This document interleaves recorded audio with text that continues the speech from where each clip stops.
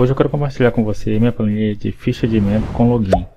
Essa planilha agora, a partir de hoje, ela é grátis. Você pode estar baixando ela aí na descrição do link. Vou abrir aqui para você ver o conteúdo da planilha.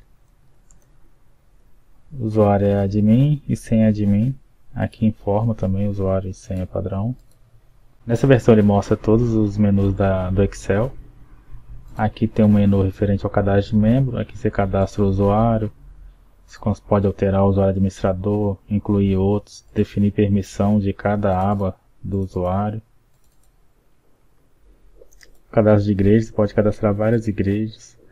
Cadastro de membros também, um cadastro de membro bem completo. Deixar esse teste aqui, ó, você pode ver os dados que tem aqui, outras informações, outros cursos. E aqui também tem um cadastro de histórico, você pode fazer um acompanhamento de histórico desse membro. Eu tenho um passo a passo já que mostra como que faz todo esse procedimento.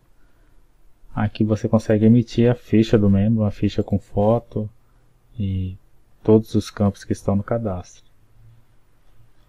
Tem os relatórios de membro, relatório bem completo, relatório de aniversariante de casamento.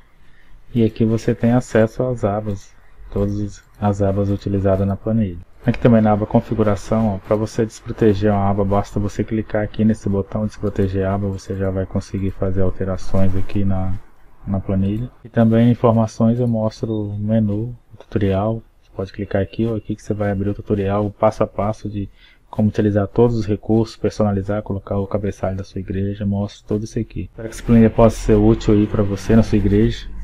E se você já baixou a versão grátis anterior, já enviei para o seu e-mail hoje mesmo, essa planilha também nova. E se você ainda não baixou, basta clicar no link na descrição do vídeo e você vai baixar grátis essa planilha aqui. Na descrição do vídeo também tem um curso em Excel onde você vai estar aprendendo Excel do básico ao avançado, até mesmo fazer planilhas igual essas aqui. Essa planilha também, pessoal, para você que gosta de estudar o VBA, ela é desbloqueada. Eu coloquei na parte de desenvolvedor. Junto com a planilha já vai a senha.